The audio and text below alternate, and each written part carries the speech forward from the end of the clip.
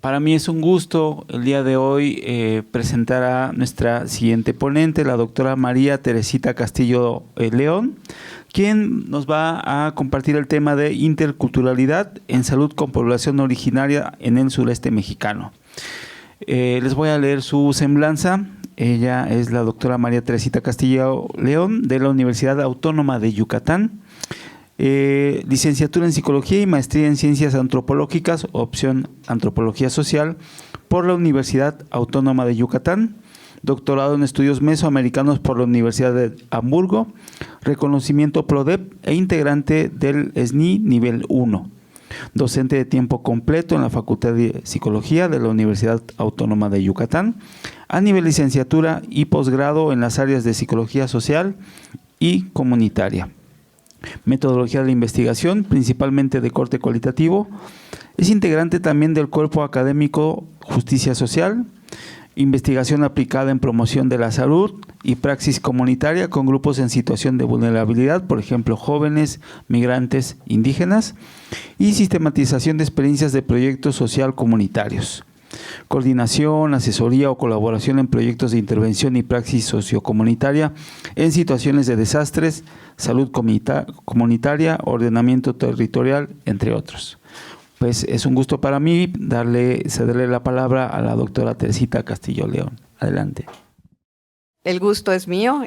Agradezco muchísimo la invitación de la Ibero Puebla para estar el día de hoy aquí. No me queda todavía muy claro cómo es que llegué, pero me siento muy contenta y muy agradecida, ¿no? Entonces, pues espero que lo que compartamos el día de hoy, ¿no?, pueda ser de utilidad, pensando, ¿no?, en algo que pues nos preocupa mucho, por ejemplo, desde la universidad, que es la formación de nuestros estudiantes y la propia formación de nosotros como docentes, ¿no?, porque es algo que nunca acaba, ¿no?, y que es algo que a mí me ha quedado muy claro a lo largo de todo este proceso de trabajo, de cómo la formación es algo que siempre está, ¿no? Siempre hay que trabajarlo, hay que avanzar, ¿no?, y aprovechar, ¿no?, todas las situaciones que se nos presentan para aprender de ellas, ¿no?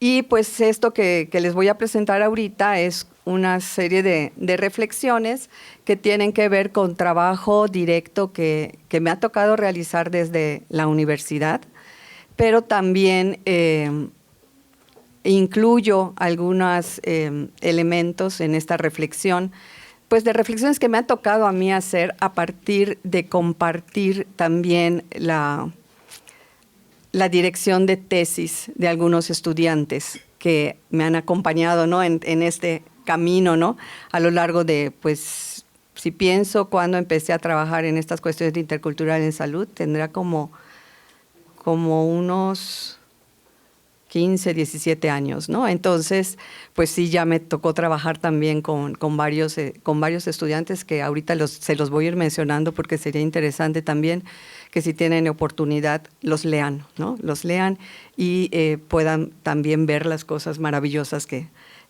han hecho, ¿no? Bueno, ¿de dónde a dónde va a estar esta presentación? Lo primero, pues voy a presentar un poquito de contexto nacional y sobre todo estatal, ¿no? Ay, perdón, lo estoy cambiando acá y no allá. Lo que tiene que ver con el contexto nacional, pero pues en mi caso sobre todo estatal, ¿no? Lo que significa estar en Yucatán, que es un estado, como les voy a comentar ahorita, con una alta autoidentificación originaria. Luego vamos a hablar un poquito del proceso de la interculturalidad y cómo se ha dado en salud en mi estado, pero también qué otras cosas podemos hacer, ¿no? Y para eso pasamos a una tercera, que es lo que hemos aprendido a partir de todo este proceso y de lo que consideramos que tendríamos que estar haciendo para poder realmente promover una interculturalidad en salud y finalmente pues una perspectiva, ¿no?, de cómo podríamos ir avanzando en esto. Lo primero que comento es que en este contexto pues sí es una situación, para mí es dramática, ¿no?, en términos de cómo se está presentando la autoidentificación, el autorreconocimiento, de los pueblos originarios en nuestro país, ¿no? Y para mí es dramático en el sentido de que conforme pasan los años, este autorreconocimiento cada vez es menor, ¿no? Pero eso es, yo siento que en cierta parte es engañoso, ¿no? Es engañoso, ¿por qué? Porque tiene mucho que ver sobre cómo se determina, ¿no?, que alguien esté, pero también qué es lo que hace a las personas responder de una manera o de otra. En nuestro país, para establecer esta autorreconocimiento y se pueda decidir, ¿no?, como que cuál es el porcentaje de población y de qué población originaria es, las dos grandes categorías son el que uno se autorreconozca y otro es si habla o no la lengua, ¿no? Pero esto puede resultar, por ejemplo, yo en un momento dado puedo contestar este cuestionario y decir que hablo maya, pero no necesariamente me autorreconozco como de población originaria. Pero también puede ocurrir lo contrario, ¿no? Personas que realmente sí se reconocen, a la hora de la hora no lo respondan. Y no lo responden por dos grandes razones. Una es por esta creencia de que si no hablas la lengua, no lo eres, ¿no? Ocurre muchísimo. A mí me ha tocado, por ejemplo, preguntarle a chicos, ¿no? Bueno, ¿tú cómo está esta cuestión, ¿no?, de la identidad y demás? Y te dicen, que si soy maya. No, pues no soy maya porque ya no hablo la lengua.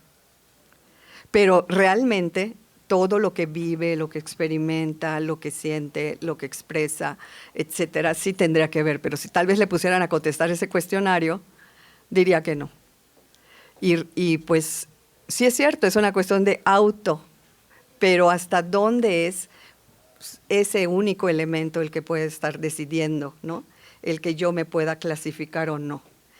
Y luego están las otras personas que también hemos comentado en días anteriores, los estigmas, ¿no?, las situaciones que hacen que también una persona, aunque se autorreconozca, no lo exprese, ¿no?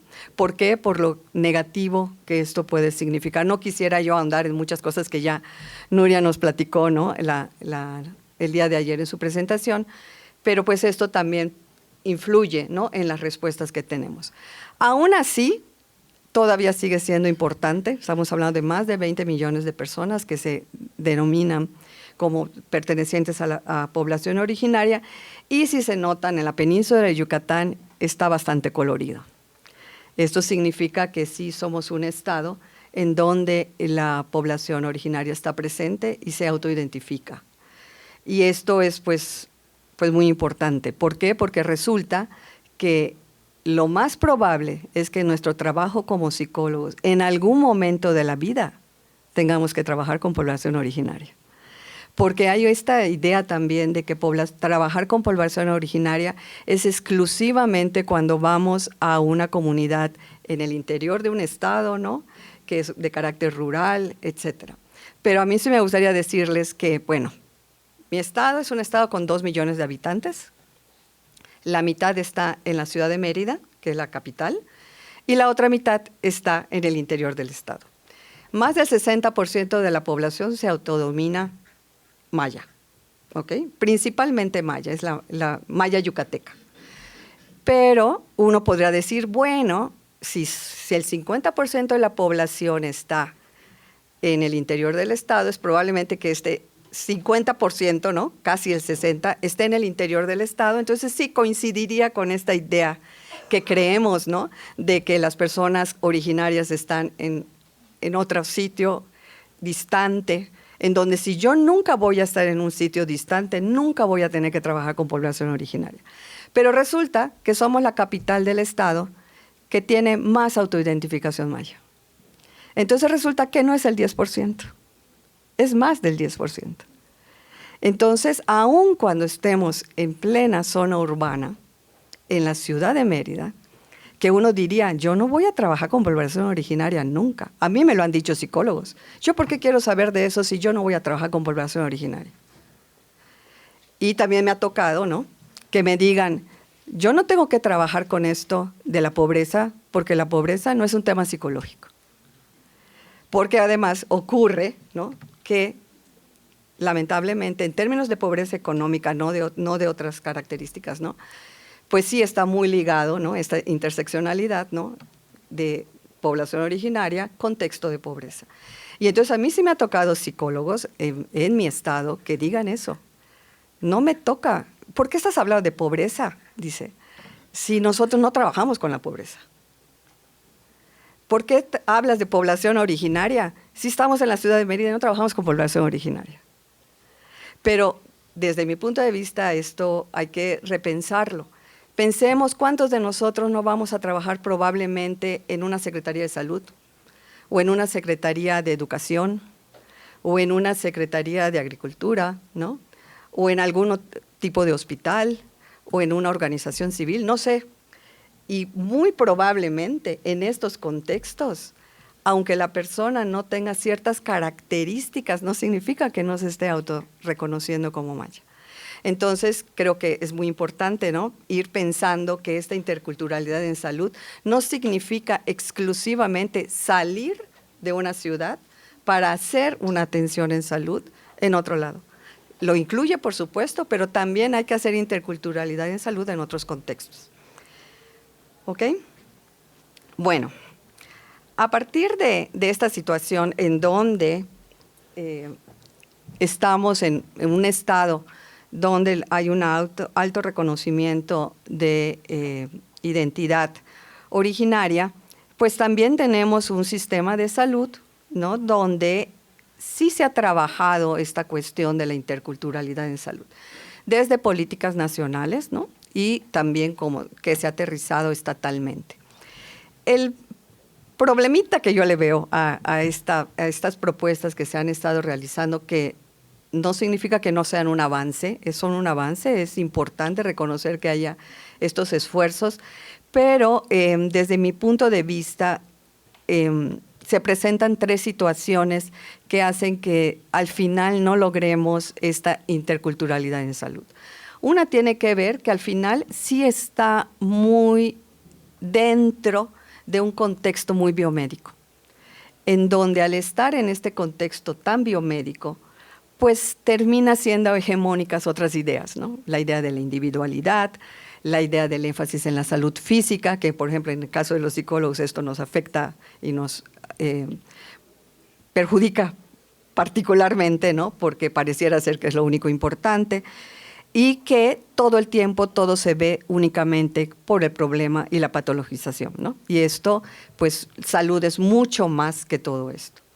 Por otro lado está que sí hay procesos de atención que pretenden ser interculturales, acercarse, reconocer la existencia de culturas diferentes, etcétera, pero donde ya a la hora de operacionalizarlos, sí, no siempre las experiencias son del todo positivas, ¿no? Por ejemplo, a mí me ha tocado trabajar en dispensarios de salud en donde estamos trabajando con una población, ¿no?, por ejemplo, de mujeres y demás, ¿no? Y cuando terminan, me toca una enfermera que me dijo, ay, es que son tan ignorantes, ¿no? Y entonces tú dices, por Dios, o sea, ¿qué ha pasado, no?, que con todo este proceso que supuestamente has llevado, ¿no?, durante todo este tiempo de interculturalidad, que te han capacitado, te han señalado la importancia, porque sí hay un esfuerzo, no quiero negar que existe ese esfuerzo.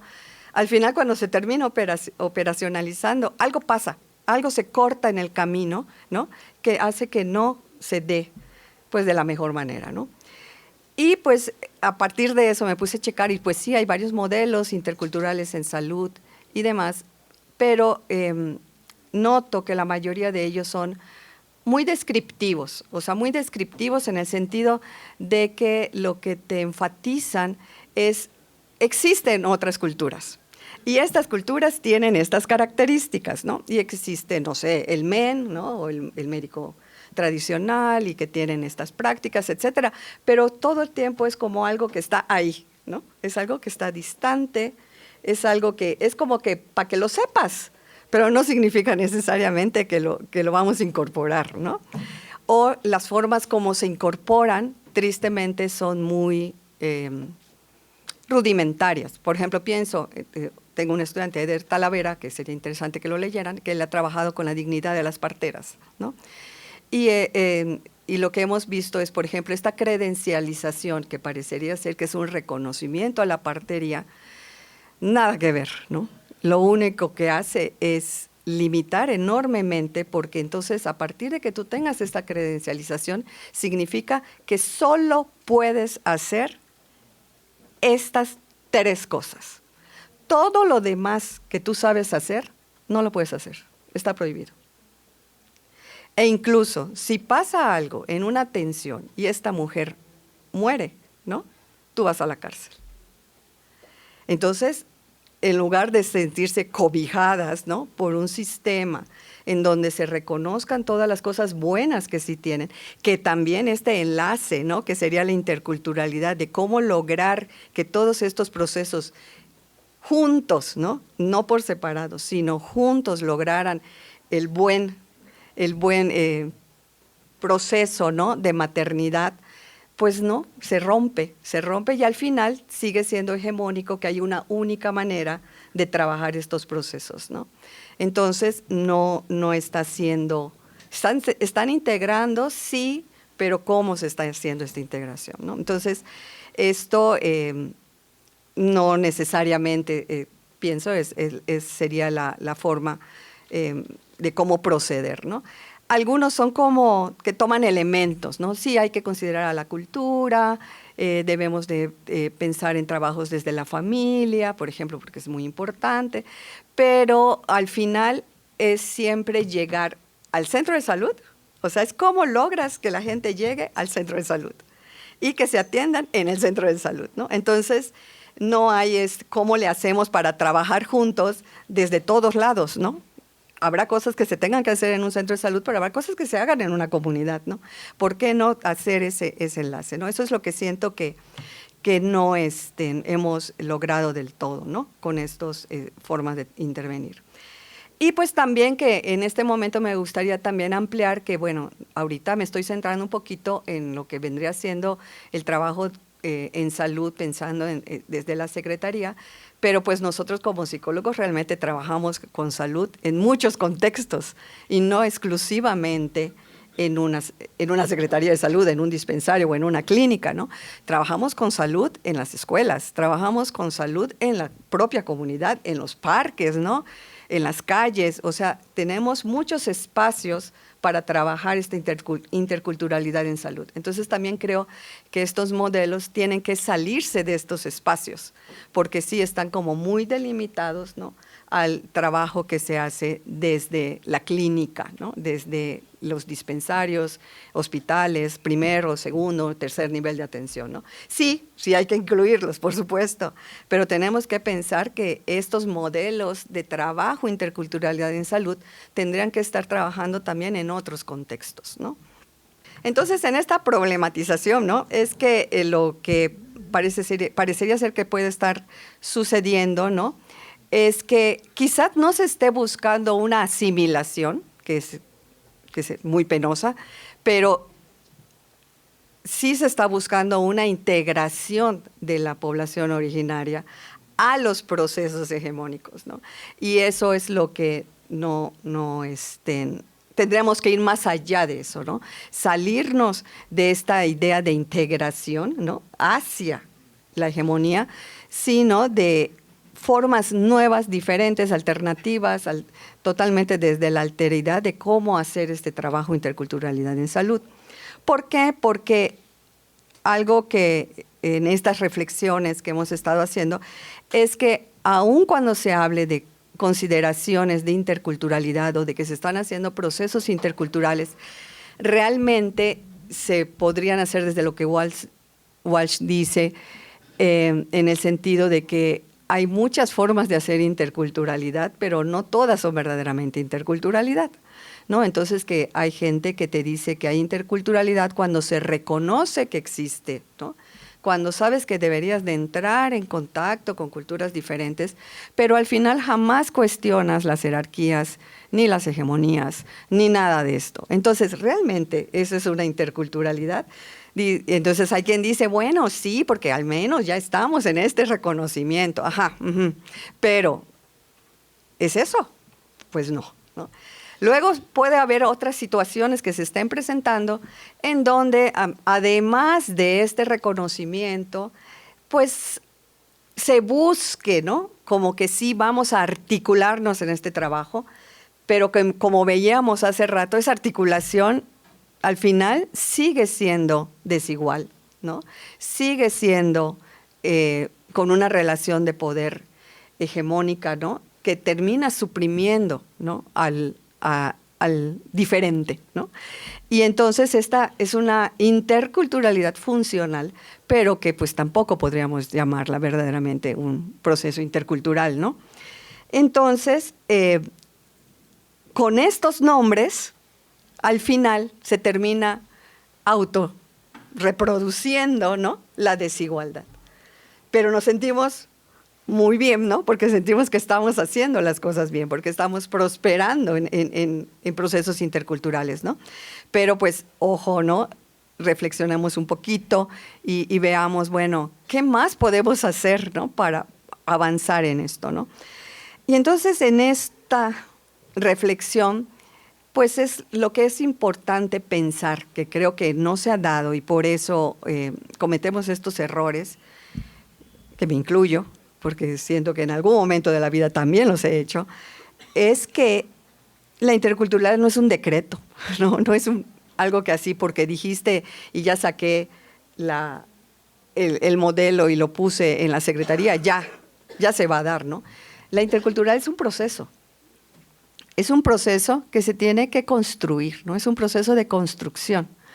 Y entonces esto hace que pues ya tengamos que pensar las cosas distintas, porque entonces lo que tenemos que trabajar no es en pensar que en el resultado de, ok, ya puse la norma, ya di tantas credenciales, ya está, ya cumplí, ¿no? Ya tengo el proceso intercultural, ¿no? Ya lo cumplí. Sino que es construir ese proceso que permita esta relación con las personas de una forma distinta. Entonces no podemos basarnos únicamente en el resultado, sino tenemos que pensar y trabajar mucho en el proceso, ¿ok? ¿Y cómo hacerlo, no? Ahí la cuestión. Bueno, tendríamos que pensar en trabajar en genuinas transformaciones, como decían ayer, que no significa hacer cambios, porque muchos cambios no son transformadores, ¿no?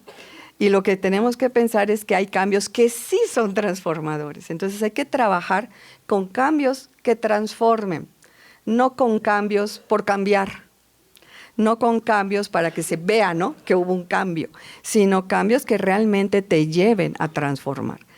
Y podríamos empezar con una interculturalidad crítica, pero pues también la interculturalidad crítica la podríamos criticar, ¿no? Y entonces también tendríamos que ir pensando en ir más allá de la interculturalidad crítica, ¿no? Y avanzar un poco más. Pero bueno, empecemos con la interculturalidad crítica, ¿no? Y pues allá, obviamente, sí ya nos tenemos que cuestionar las cosas que no se están cuestionando con otras formas de interculturalidad, como la cuestión de la colonialidad, la de que hay que impulsar diálogos, que hay que trabajar en la ruptura de las estructuras, ¿no? Cambiar las estructuras, que no es cambiarlas de golpe, porque eso es imposible, pero hay que hacer los intentos por cambiar estas estructuras y que esto nos permita que realmente podamos hacer las cosas, pensarlas, vivirlas, sentirlas de modos diferentes, ¿no? ¿Ok? A partir de que partamos desde allá, pues tiene esto ciertas implicaciones, ¿no? Por un lado, tiene la cuestión epistemológica de que entonces tenemos que trabajar en formas en que realmente nos permita articular formas diferentes de conocimientos y prácticas. No nada más de conocerlas, no nada más de decir qué bonito, no nada más de tomo esto nada más, ¿no? Sino que realmente sea una articulación entre ambas, porque tampoco es cuestión de negar absolutamente todo lo bueno que sí pueda venir de otro lado, ¿no? Sino es cómo articulamos todas esas formas que tenemos, ¿no? Lo que somos nosotros con lo que también viene de las poblaciones originarias. Está también la cuestión de la dimensión ética, en que tenemos que evitar estas cuestiones totalizadoras, ¿no? Porque también a veces ocurre que empiezan estas radicalizaciones, ¿no? Donde en lugar de que logremos articular, ¿no?, cada vez se hace más grande la brecha y la diferencia, ¿no? Y por otro lado, sí tenemos que trabajar más en el desarrollo de las lenguas originarias, que cada vez se pierden más, ¿no? ¿Por qué? Porque tienen una enorme riqueza, como vamos a ver ahora, para comprender muchas cosas que a veces digo, chispas, es que ahora que ya entiendes otras cosas desde otra lengua, siempre aprender una lengua es bueno, ¿no? La que quieran, ¿no? Siempre aprender otra lengua te abre la mente, ¿no? Y entonces las lenguas originarias tienen tantas cosas que aportar desde su lengua, tantas cosas que podríamos aprender, en donde entonces un punto muy importante sí es trabajar, ¿no?, en que estas lenguas se revitalicen, que las aprendamos. Queremos aprender alemán, inglés, francés, bravo, pero ¿qué lengua originaria está cerca de mí, ¿no? Porque muy probablemente en algún momento de la vida voy a tener que trabajar con una persona y no saben la enorme diferencia que es cuando tú te expresas en la lengua de la persona, todo cambia, todo cambia. O sea, pienso, por ejemplo, ayer que comentaba, ¿no?, de estos casos en donde llegan las personas a un módulo del ministerio, ¿no?, y que tienen que enfrentar un montón de cosas espantosas, ya las comentamos, no tiene caso volverlas a comentar, pero si alguien se te dirigiera en tu lengua y que tú pudieras ser capaz de explicar las cosas desde tu lengua, eso sería totalmente diferente. Pero ¿cuántas veces se niegan traductores? ¿Cuántas veces se niegan estas oportunidades? Yo conozco una persona que llegó incluso a La Haya, me tocó trabajar con él en Tecash, que fue encarcelado porque jamás no hablaba español, jamás tuvo la oportunidad de defenderse, ¿no?, desde su lógica maya, y lo acusan de un asesinato, ¿no?, que desde la lógica y la ley maya tenía todo el sentido del mundo. No quiere decir que no tuviera un costo lo que hizo, pero no el costo que le estaban poniendo. O sea, todas las atenuantes que pudo haber tenido, no las tuvo. Pero sí la premeditación, la alevosía y la ventaja, ¿no? Entonces hubo un castigo desmedido, pero jamás pudo expresar absolutamente nada porque nunca tuvo un traductor, ¿no? Y imagínense, ¿no? Pero yo pienso, bueno, no solo es que haya un traductor, es que nosotros también nos podamos expresar en la lengua. O sea, que no tenga yo que traer a alguien para que lo haga, ¿no?, sino que yo lo pueda hacer, ¿sí? Entonces, eso también como que tiene estas implicaciones. Tenemos que pensar, ¿no?, en esta articulación, en no radicalizar y incorporar la lengua. ¿Cómo lo estamos trabajando? Entonces, aquí es donde quisiera yo retomar esta espiral que me va a servir para explicar estos procesos de reflexión sobre... Ay, perdón, yo me entusiasmo acá y se me olvida acá. ¿Cómo lo estamos trabajando en esta espiral? Es una espiral que estamos trabajando dentro de un programa de maestría, que bueno, si tienen oportunidad alguna vez en su vida, es una maestría en gestión intercultural que estamos desarrollando en la Universidad Autónoma de Yucatán. Por el momento es presencial, o sea, tendrían que moverse a Mérida, pero tiene la oportunidad de poder estudiar una especialidad o una maestría y que está articulada a partir de las etapas de un proceso intercultural, ¿no?, de cómo ir avanzando en estos procesos, ¿no? Entonces, desde la literatura, ¿no?, se habla de que este proceso intercultural tiene como que 4 partes que se llaman la conciencia, el diálogo, la comprensión y la sinergia. Eso es lo que la literatura dice, ¿no? Sin embargo, en la experiencia de todo este grupo que estamos trabajando, y me gustaría mencionar a mis compañeros de la maestría que hemos estado muy enfocados en esto, Lifter Recalde, Senia Sidorova, Samuel Yult, Margarita Zarco, Russell Arcila, y bueno, esos son principalmente los que hemos estado articulando el proceso, pero pues hay muchas personas también, que en sí nosotros somos un grupo intercultural, ¿no? Porque tenemos una persona que es rusa, una persona que es francesa, una persona que es de aquí del centro de la República, yo que soy yucateca, una persona de origen maya, ¿no? Entonces es un grupo intercultural en sí, y lo que todo hemos vivido pues nos ha servido también de experiencia para llevarlo acá, ¿no? Y lo que hemos visto es que desde la cultura maya hay procesos similares a estos, pero que enriquecen este proceso señalado por la literatura. Entonces, esta conciencia nosotros lo llamamos también Chak Nuk Tahil. ¿Qué significa esto? Que si es hacerse esta conciencia, desde la primera etapa, lo que se busca es que uno haga esta conciencia de cuáles son estas realidades diferentes, qué papel ha tenido cada uno en ellas, ¿no? Si me ha tocado una posición de privilegio, si me ha tocado una situación de discriminación, donde pues muchas veces puedo estar en privilegio, pero también puedo haber sido excluida, ¿no? Porque no siempre es al 100 las cosas, ¿no? Entonces, todo ¿qué he hecho yo al respecto, ¿no? Cómo me he defendido en un momento dado, o cómo he defendido a otros, o si no lo he hecho, si al contrario he atacado, en fin, todo este proceso como para darnos cuenta de que no es un proceso sencillo, es un proceso complicado y es un proceso doloroso muchas veces, ¿no? Pero desde lo maya también te dicen, es que el punto no es lo que tú sientas, o lo que tú hagas exclusivamente, es importante, pero lo importante es conocer todo. Es que tengas un conocimiento y trates de verdad de conocer lo más que puedas de todo. De la vida de las personas con las que convives, de las cosas que se hacen, del trabajo que se realiza. O sea, es un conocimiento, sí, o sea, es hacerte conciencia, es hacer este análisis de realidades, pero también de esta apertura, deseo, entusiasmo por conocerse. Por conocer, pero conocer todo. No solo lo que exclusivamente habla, ¿no?, del proceso de exclusión o de pertenencia, ¿no?, sino de todo lo que es la vida de las personas, ¿no? Y entonces no hay manera que no podamos empezar esta articulación si no nos conocemos verdaderamente, ¿no?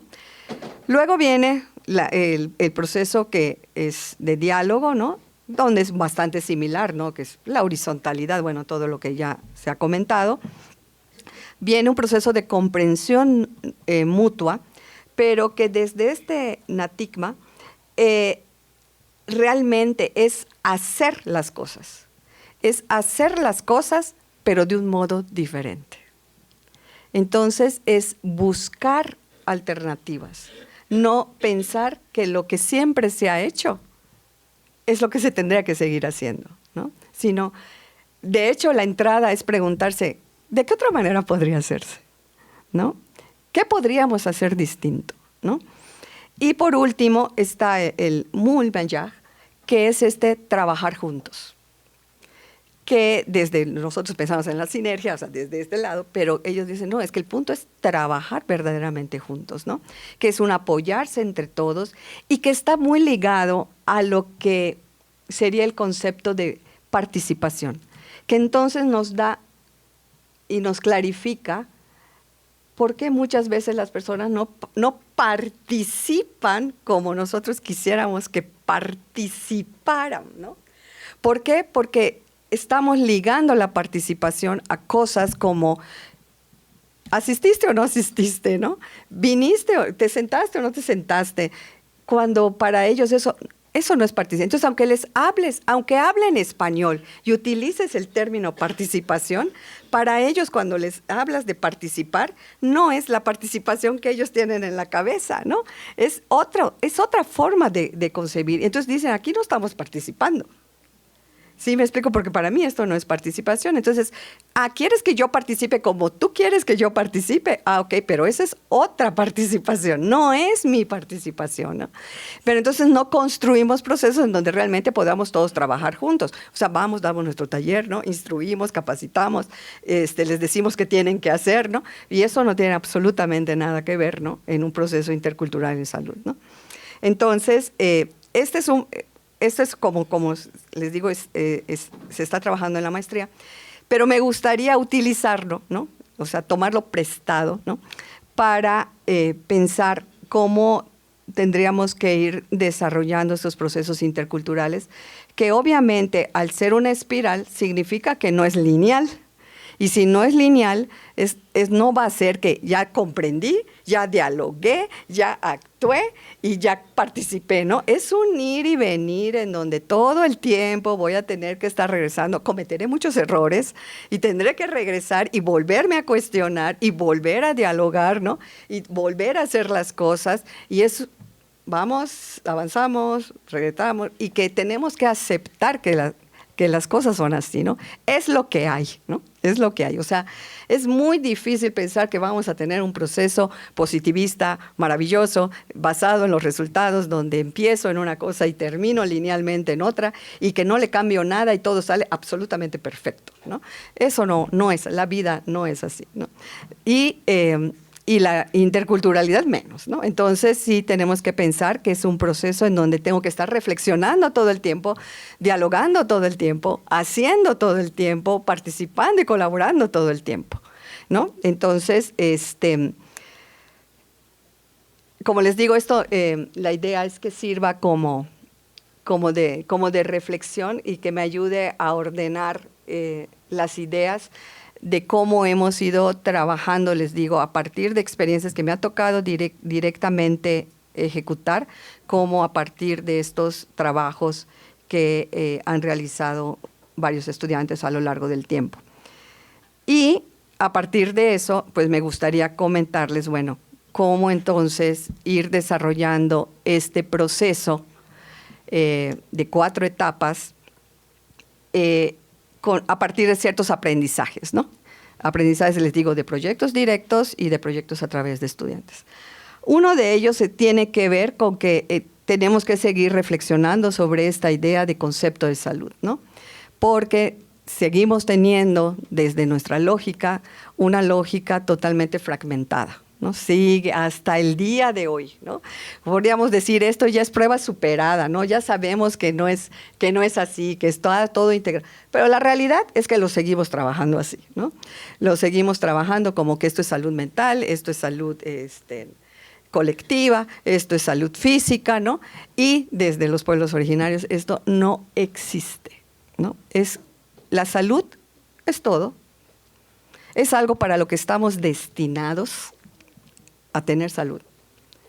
Y que lo que pasa es que ocurren cosas en el camino que nos desequilibran, ¿no? Porque la salud está enormemente, bueno, cuando menos desde la maya, ¿no? Que pues me imagino que es similar a varios pueblos con base mesoamericana, pero la salud es equilibrio. Empecemos por allá. La salud es un equilibrio. Y al ser un equilibrio, significa entonces que estas expresiones de alegría, de enojo, etcétera, en realidad son desequilibrantes. Y que lo que uno debe de hacer es estar tranquilo. ¿Ok? Entonces, cuando nosotros vamos a una escuela, pues, ¿qué es lo primero que hacemos? Les damos un taller de inteligencia emocional donde aprende a expresarte, aprende a no sé qué, aprende a decir, aprende. Y uno se queda así como, ¿y cómo por qué? ¿No? O sea, ¿por qué tendría yo que hacer eso?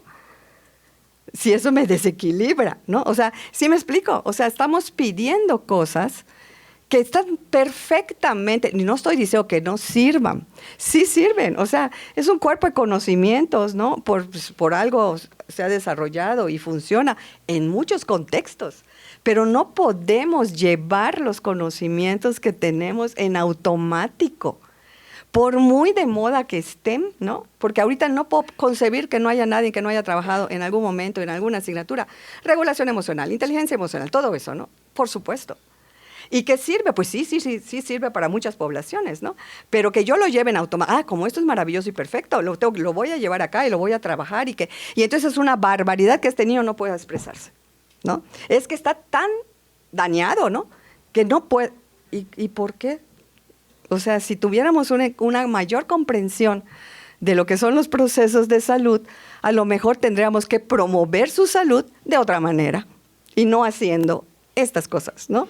No quiere decir que no puedan servir algunos elementos, pero no podemos en automático pensar que cualquier persona tendría que resultar beneficiado con la aplicación de ciertos conceptos que sí funcionan en otros contextos. No estoy, por eso quiero sí dejar muy claro que no es que yo esté renegando, ¿no? de de la psicología en general, aunque a veces sí, pero sí ser más cautelosos, ¿no? Y que lo que hagamos, lo hagamos a partir de ese primer conocimiento, ¿no? Tenemos que, incluso antes de llegar, ¿no? Ya empezar a trabajar en esto, ¿no? En este conocimiento. Por ejemplo, otro punto es muy importante, es que yo ya me acostumbré, yo les he de reconocer que yo tuve una formación súper, súper positivista. O sea, yo me formé con Isabel Reyes Lagunes, con Rogelio Díaz Guerrero, con Rolando Díaz Lobin, ¿no? Yo hice toda esta cuestión, ¿no? Y estoy enormemente agradecida, porque también aprendí mucho. Y, por ejemplo, particularmente la doctora Reyes, yo siempre le reconozco que me dijo, la psicología tiene que hacer diferencia, ¿no? O sea, decía que había que hacer cosas, ¿no? Que no era quedarse nada más en el conocimiento abstracto. Pero luego sí en algún momento me dijeron que yo era una oveja negra, ¿no? Porque al estudiar antropología y estudios mesoamericanos, obvio, me salí de Huacal, ¿no? Y entonces me acuerdo que en algún momento sí me confronté con ella y le dije, doctora, yo lo único que estoy haciendo es lo que usted me enseñó, ¿no? O sea, usted siempre me dijo que había que hacer las cosas, ¿no? Solo que las estoy haciendo de un modo distinto. Pero lo estoy haciendo, de verdad la tengo presente todo el tiempo, ¿no? De verdad, porque es genuino. O sea, lo que pasa es que es otra forma de hacerlo. Que hay muchas maneras, ¿no? O sea, yo pienso que hay muchas formas de hacer psicología, ¿no? Pues a mí me tocó irme por otro lado, ¿no? Simplemente. Pero yo estaba muy acostumbrada a preguntar, ¿pero por qué? ¿No? O sea, en las entrevistas, en las cosas, ¿no? Y, por ejemplo, desde Neumayer no tiene absolutamente ningún sentido, porque la causabilidad no es importante. Las cosas pasan y ya. ¿Para qué quieres saber por qué pasaron? O sea, pasan. La cosa es qué vas a hacer con lo que ya pasó. O sea, ¿cómo recupero ese equilibrio? ¿Qué lo originó? ¿Qué pasó? ¿Qué fue el origen absoluto? El punto es que hoy estás aquí y cómo regreso a este punto. Entonces, te dejas de centrar en unas cosas para trabajar en otras, ¿no? Entonces, ya aprendí a no estar insistiendo en, ¿pero por qué? ¿No? Otra cosa tiene que ver con la importancia que tiene la salud con el trabajo. Que bueno, yo sé que ahora hay muchas conceptualizaciones del trabajo, ya no todos le damos la misma importancia, ¿no? Pero desde esta cultura el trabajo es importante. Y estar sano significa que puedo trabajar. Y cuando no puedo trabajar es cuando no estoy sano, ¿no? Entonces, ligar a que, es que porque usted tiene diabetes, ¿no? Pero si la persona puede seguir trabajando, la persona no siente que está enferma. Pero ¿cómo hago esta articulación entre este saber que sí tengo, que hay que cuidar, pero también con esto que tiene que ver con cómo estoy conceptualizando la salud y para lo que es importante? Entonces, a lo mejor mi forma de acercarme, de abordarme, de trabajar esta articulación, tiene que ser de otra manera y no con un dato de cuánto tiene de azúcar en la sangre, ¿no? Porque no tiene absolutamente ningún sentido, ¿no? Y otra parte que también está muy relacionada con esta cuestión de la salud tiene que ver con el autocuidado. Pero ¿cómo es un autocuidado? Totalmente relacional. Me cuido en la medida que cuido a otros. Me cuido en la medida que no preocupo a otros. Entonces, muchas preguntas que nosotros haríamos de ¿cómo te sientes? ¿Y qué piensas? ¿Y qué haces? No tiene ningún sentido. Sino es qué sienten, qué está pasando, cómo van las cosas, ¿no? En casa, ¿no? Son otras preguntas que tenemos que hacer en donde la parte individual, ¿no? O sea, que para nosotros es tan importante desde esta posición, pues no es tan importante. Y pues me voy a ir saltando porque no me va a dar el tiempo a otras partes. Luego, si quieren, con mucho gusto, las que me estoy saltando, ahí se las comento. Pero bueno, entonces viene cómo hacemos esta cuestión de la... Ay, esa sí la... allá, ¿no? Tiene que ver con los cómo, esta cuestión de las dignidades, que creo que es algo que también tendríamos que repensar en este trabajo que está haciendo Eder Talavera sobre las dignidades de las parteras. les ha preguntado, ¿no?, esta cuestión de qué es la dignidad, ¿no? Y hemos estado viendo cómo hay que enriquecer este concepto e ir un poquito incluso más allá de derechos humanos, cómo los entendemos. Porque hay muchos puntos, ¿no?, en esta cuestión de las dignidades que no están siendo consideradas desde nuestra lógica occidental de derechos humanos, ¿no?, que es muy útil, muy necesaria, indispensable, pero que puede ser sumamente enriquecida cuando estemos hablando en términos de población originaria y en materia de salud, ¿no? Porque, por ejemplo, ¿no?, ellas mencionan, estas mujeres parteras, por ejemplo, esta cuestión de la dignidad relacional, el derecho a relacionarme con otros en el proceso de salud, y que no es algo distante, ¿no?, de 20 minutos, ¿no?, sino de establecer una relación. Eso es tener dignidad, ¿no? O sea, el que pueda yo establecer una relación en mi proceso de salud, ¿no? También los tipos de saberes que son importantes, ¿no? Los tipos de conocimientos que la propia experiencia les ha dado. Por ejemplo, el saber esperar, que es algo que ya no sabemos hacer, ¿no? Y entonces, cómo el saber esperar también es importante en estos procesos de salud, ¿no? Y que a veces hacemos cosas de que, a ver, en 5 minutos te doy la receta y ya quiero sentirme bien al día siguiente. Y no, las cosas a veces, sobre todo en esos procesos, por ejemplo, en el caso de la partería, son procesos de 9 meses, ¿no? Y que necesitas, ¿no?, toda una temporalidad para llevarlo, y que no se limita a la consulta que haces cada 3 meses, ¿no? Entonces, este saber esperar, establecer la confianza, este acompañamiento que hablábamos ayer, ¿no?, que son cosas, que son saberes, que son importantes, hay que saber acompañar. O sea, que ese es otro punto, ¿no?, que también ellas comentan, ¿no?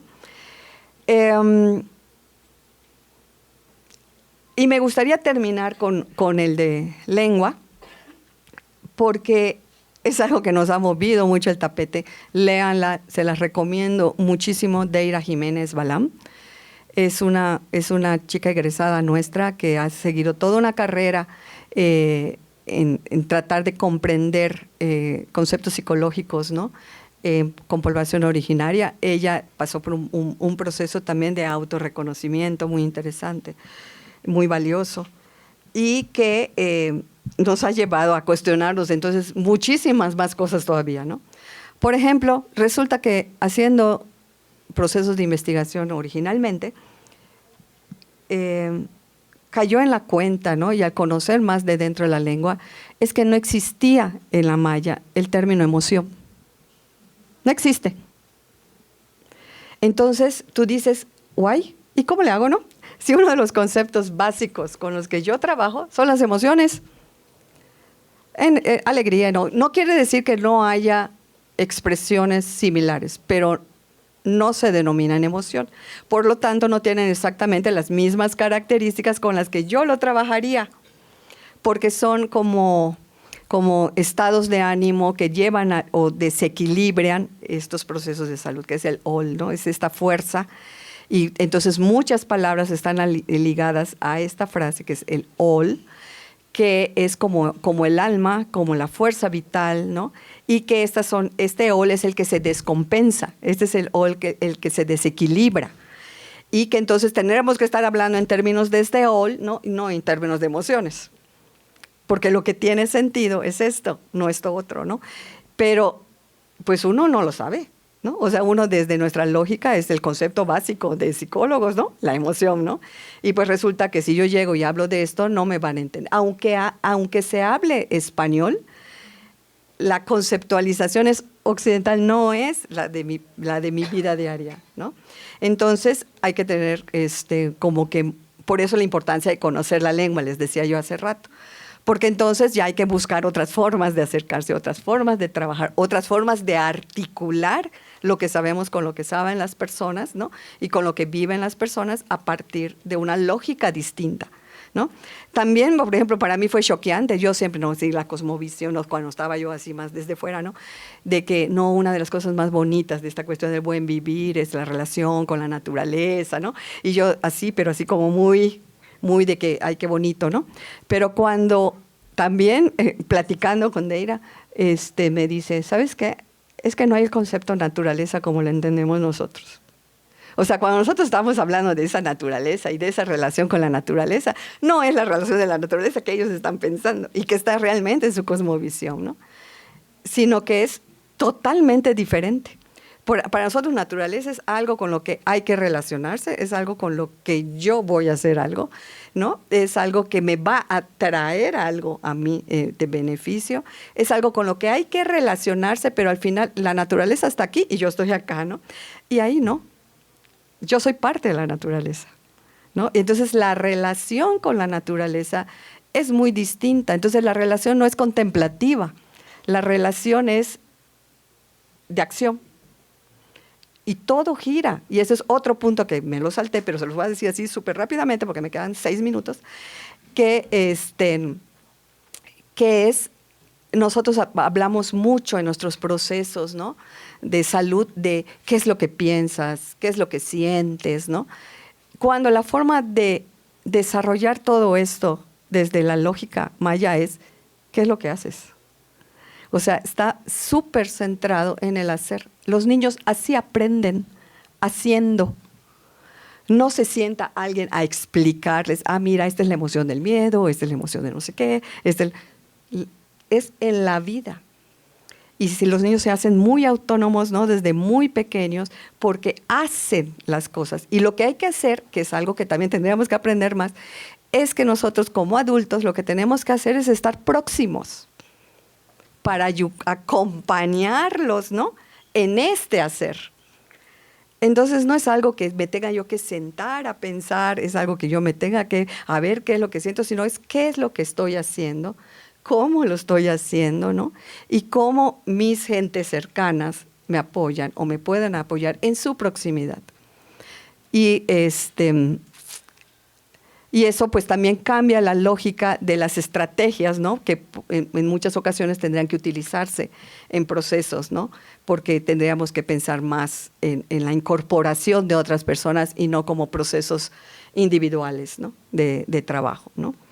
Entonces, bueno, estas son como flashazos, ¿no?, de experiencias que nos han llevado a, bueno, entonces la importancia de la lengua, la importancia de las dignidades, la importancia de cómo hacer las cosas, la importancia de lo comunal, la importancia del concepto de salud, ¿no? Son cosas que tenemos que tener muy presentes a la hora de trabajar interculturalidad en salud y que pues la verdad sí ha supuesto desaprender lo que se nos ha impuesto. Entonces sí hay que ir pensando, ¿no?, en cómo ir cambiando estos currículums, ¿no?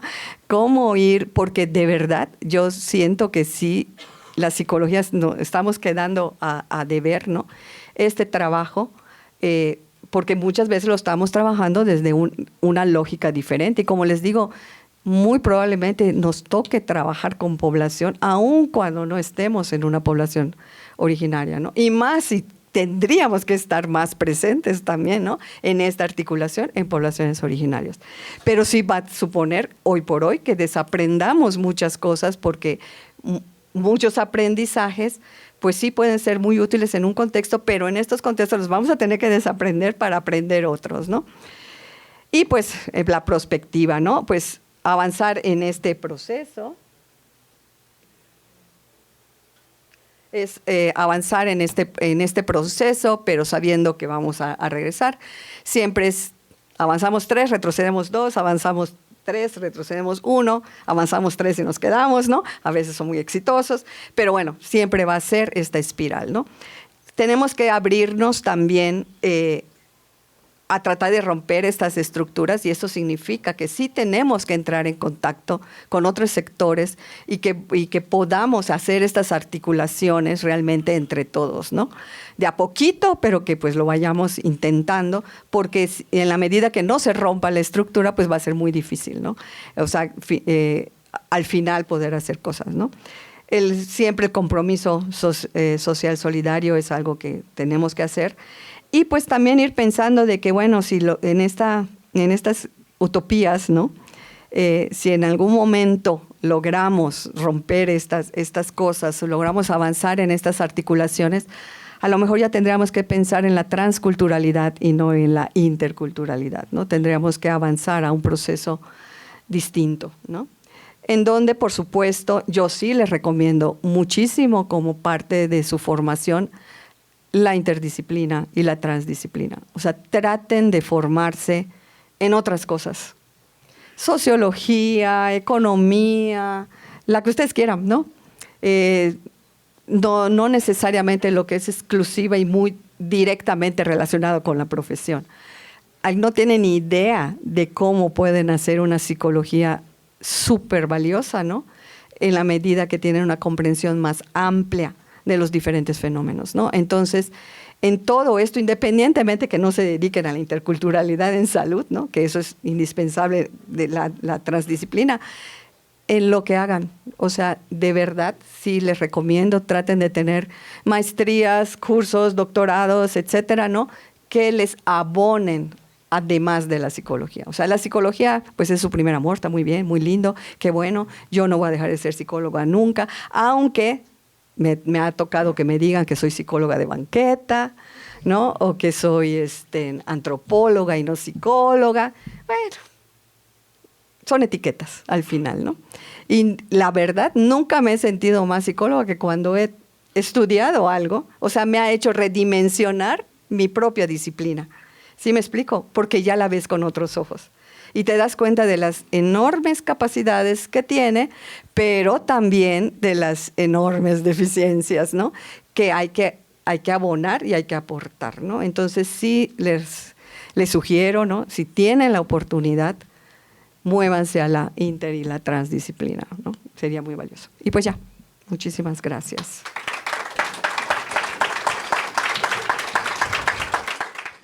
Gracias por compartirnos este cúmulo de conocimientos. La verdad es que yo me quedo con una reflexión que tengo que desaprender muchas cosas, ¿no? Desde esta perspectiva que nos compartes, y hay conceptos bien interesantes, ¿no? Algo que seguramente me va a quedar resonando es lo del autocuidado relacional. No lo había dimensionado de esa manera y creo que es una forma también de asumir la psicología.